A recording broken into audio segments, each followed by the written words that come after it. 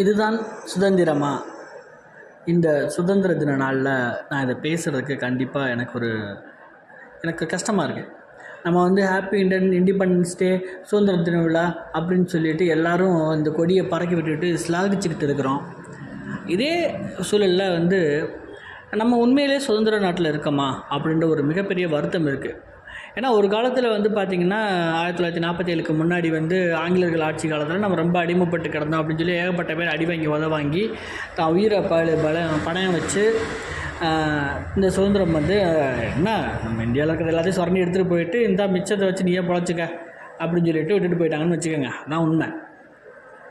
So அப்படி வாங்கின சுதந்திரம் பார்த்திங்கன்னா அவங்க யார்கிட்ட கொடுத்து போயிட்டாங்கன்னா இந்த அரசியல்வாதிகிட்ட கொடுத்துட்டு போயிட்டாங்க. இந்த அரசியல்வாதிகளும் சரி, இந்த அரசு அதிகாரிகளும் சரி, இந்த அதிகாரிகளுக்கும் மக்கள் வந்து அடிமையாக இருக்கிறாங்க. இன்றைக்கி முன்னே வந்து ஆங்கிலேயர்களுக்கு அடிமையாக இருந்தாங்க, இப்போ வந்து அரசியல்வாதிகளுக்கும் இந்த அரசு அதிகாரிகளுக்கும் அடிமையாக இருக்காங்க. லஞ்ச ஊழலில் வந்து வச்சுக்கிட்டு மக்களை அடிமைப்படுத்தி வச்சுக்கிறதும் ஒரு வகையான இதுதான் சுதந்திரம். இனிமேல் இதுக்கு தான் நமக்கு சுதந்திரம் வேணும்.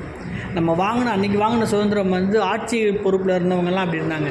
இன்றைக்கி அந்த சுதந்திரம் எங்கே இருக்குது அப்படின்னு பார்த்தா நம்ம யாருக்குமே பெருசாக நம்ம சுதந்திரம் நாட்டில் இருக்கிறதில்ல.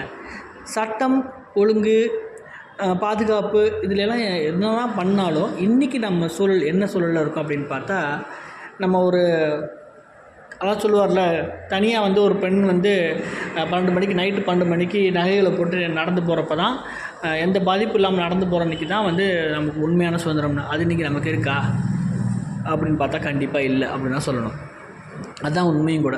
இன்றைக்கி இருக்க மனுஷன் வந்து இந்த அரசியல்வாதிகளுக்கும் அரசு அதிகாரிகளுக்கும் இந்த லஞ்ச ஊழல் நிறைந்த நாட்டில் பயந்து தான் வாழ்ந்துட்டுருக்காங்க அப்படின்றது அர்த்தம். இது வந்து உண்மையிலேயே சுதந்திரமே கிடையாது என்னை பொறுத்தவரையில்.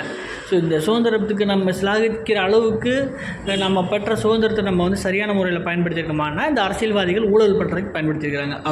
அவங்க தான் இன்றைக்கி சுதந்திரமாக இருக்காங்க. நம்மளோட சுதந்திரங்கள் எல்லாமே இந்த அரசியல்வாதிகளுக்கும் ஊழலுக்கும் லஞ்சத்துக்கும் நம்ம வந்து பரிசாக கொடுத்துட்டோம். இதை வந்து கொண்டாடுற அளவுக்கு பெருசாக தெரியல. முன்னே வந்து இருந்துச்சு, ஸ்கூல் லெவலில் இருக்கிறப்ப இருந்துச்சு. இப்போல்லாம் நல்லா தெரிஞ்சவங்க யாருமே பார்த்தா நம்ம சுதந்திர நாட்டில் இருக்கோமா, பேருக்கு தான் பேரளவில் சுதந்திர நாட்டில் இருக்கோம், அவ்வளோதான். நம்ம அடிமைப்பட்டு கிடக்கிறோம் எங்கே? இந்த அரசு அதிகாரிகிட்டையும் இந்த ஊழல் நடந்த அதிகாரிகிட்டையும் தான் நம்ம வந்து அடிமைப்பட்டு கிடக்கோம். இந்த அடிமைத்தனத்துலேருந்து என்றைக்கு நம்ம நாடு வெளியில் வருதோ அன்றைக்கி தான் ஒரு சிறந்த நாடாக இருக்கும். நன்றி.